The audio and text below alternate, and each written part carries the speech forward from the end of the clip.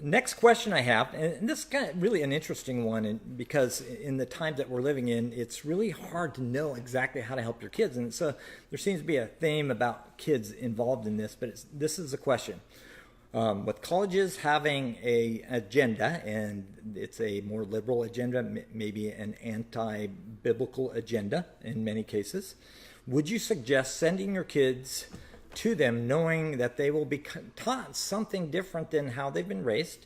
And actually this includes Christian colleges also. Yeah.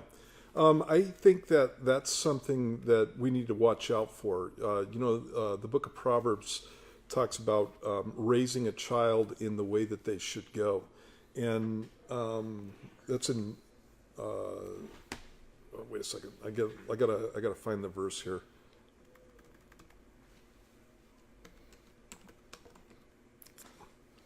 I'll look for it. It's Proverbs 22:6. It says, "Train up a child in the way he should go, and when he's old, he will not depart from it." And so we have a responsibility in Scripture to be making sure that our kids are going in the right direction.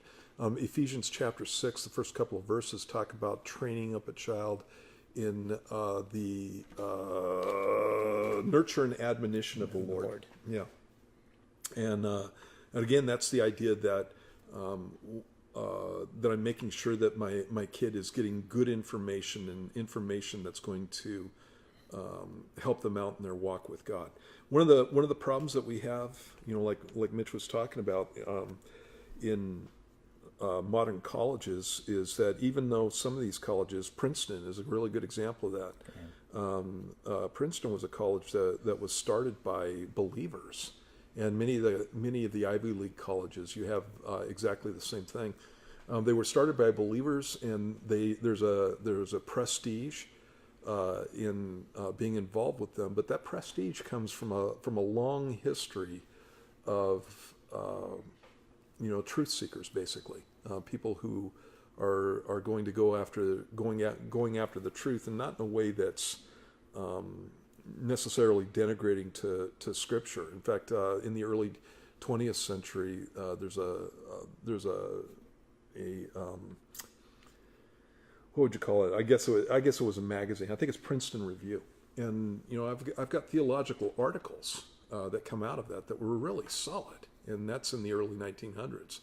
And then you have this turn that took place in the 20th century where these institutions started becoming anti-biblical, anti-God, and that kind of stuff. And I think it's a pretty dangerous thing to send your kid to a place like that without, at the very least, having them have a really good foundation. And we're at the point now where I don't even know if it's worth it anymore. When I look at where it's pretty radical.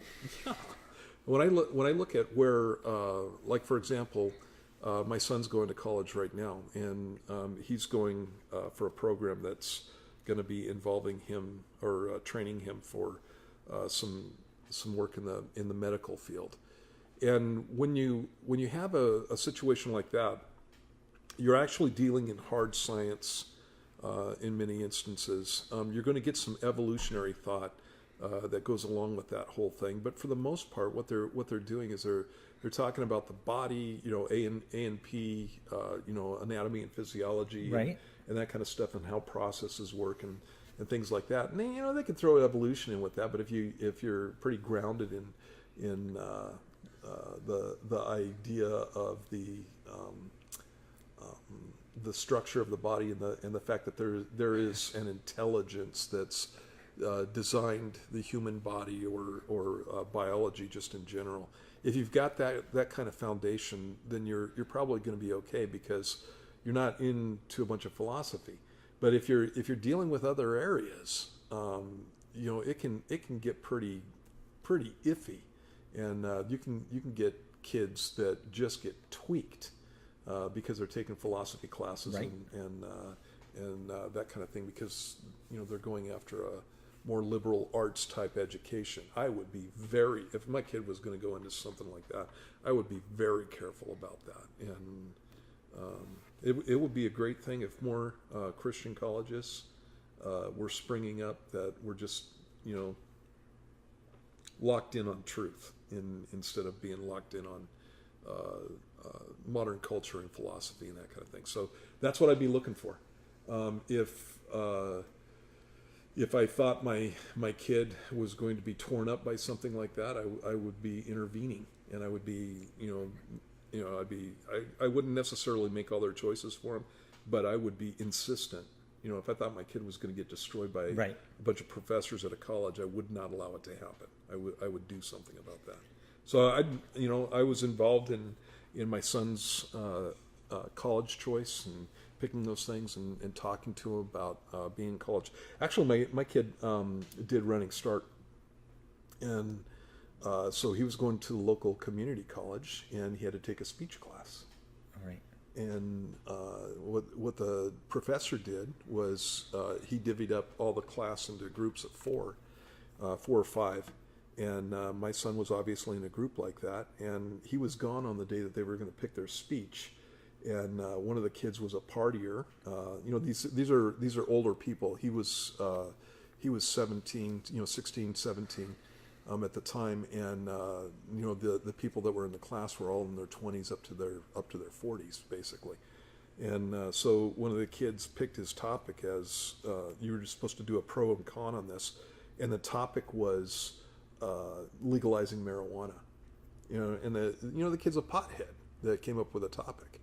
Well, Nathan, my son, was the most talented speaker, and he was, they considered him to be the most logical thinker, and so they assigned him the pro stance on legalizing drugs, and then this other kid was going to take the con stance. And when Nathan came home and talked to me about that, he was like, "Dad, it's just a class. It's not a big deal. I can do the pro stance." And I said, "You know what, Nathan, this is what's happening there. You got a group of people there that know that you're a Christian. They know that you don't accept that stance. And what they're trying to do is they're trying to see if you're going to compromise your principles on this whole thing." We had an argument about it. Yeah. And it was probably about a half an hour. I'm guessing you won. Well, I didn't know that I won. At the time, but we had an argument about it, and it was about a half an hour argument where I was just going, this is what they're doing, this is how they're trying to get you to compromise in these areas. It's not a good witness. And if I were you, I would never take that stance, especially after they picked it and they're going to place you in that position. Set you up. Yeah, they set you up. And so what ended up happening was, we had an argument. We came to the end of it. I stated all my opinions. He stated all his opinions. Then he went out and made the choice, and his choice was, I'm not doing the pro stance. I'm going to do the con stance, and that's the way that it's going to go. By the way, you didn't wait until I was there to pick the subject matter. I don't really appreciate that. And that's basically what he did. My son's way nicer than me, and so he probably did it in a much nicer way. But he can be a pretty stubborn unit too. And so that's what ended up happening, and he tore the guy up. And they actually appreciated him for his integrity in the whole situation. But that's the kind of pressure that kids get put under. And at that time, he's just in high school, going to JC. And that's the kind of pressure that kids get put under. And if you don't train them and walk them through things, they can knuckle under and make decisions that aren't that great. Okay, I have one question. So, if we're going to make this something that people can apply, if you're looking at your kid, how can you tell if they're able to handle the pressure? Is there something that you're looking for before you send them off? Something in their life to go, okay, they're solid in this area, and now I think I can trust them to go into this place where they're going to be a light where a lot of darkness is coming around them. Is there something that you would really be looking for that you can give to these people? Well, let me first off state that there's some colleges that I would never send my kid to, no matter how grounded they were. And I don't care about the prestige. It's like there's some of these places that are just nothing but bastions of nonsense, and they're not going to be colleges for much longer. They're not going to they're not going to be places that people are going to be picking folks from for much longer, because they're not giving people an education. They're just indoctrinating them in whatever philosophy. And so there's some places that I would never send a kid. Right. And so that would be the first thing. And if I saw a liberal arts college that was like that, my kid was interested in that, I'd go, and they were being insistent about it or something, I'd go, dude, I'm not paying for that. It's like, and we'd have that that kind of argument. Yes. I am not paying $40,000 a year for that kind of nonsense.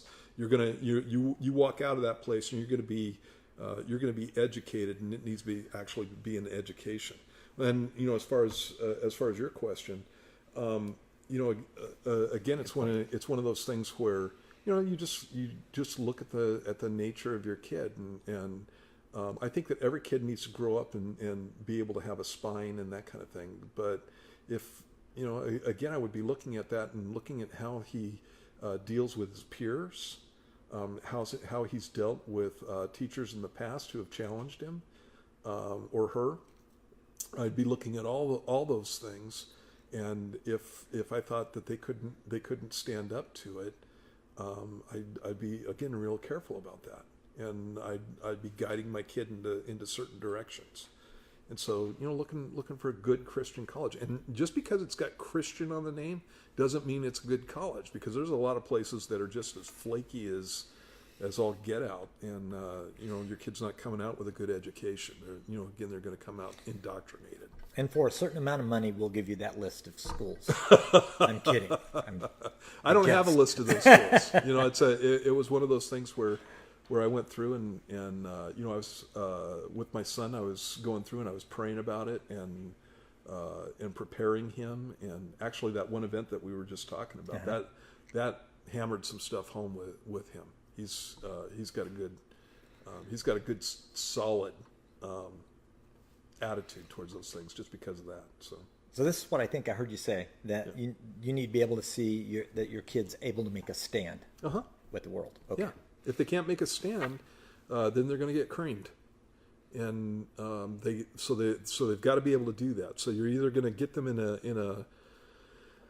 a place where their walk with God is going to be upheld and encouraged, and that's always a good idea if you can find that kind of place.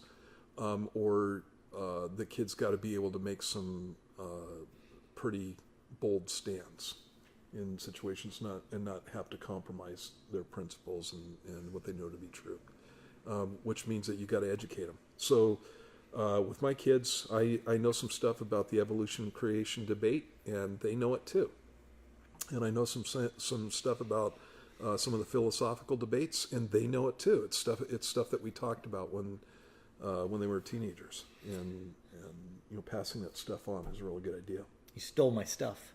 That's one of the things I would absolutely insist on my kid being able to prove that evolution doesn't work, that you have to look at a outside source for creation, that there's a complexity in life that can only be accounted for by a creator, and that's a truth that they can ground themselves on and go through that process. So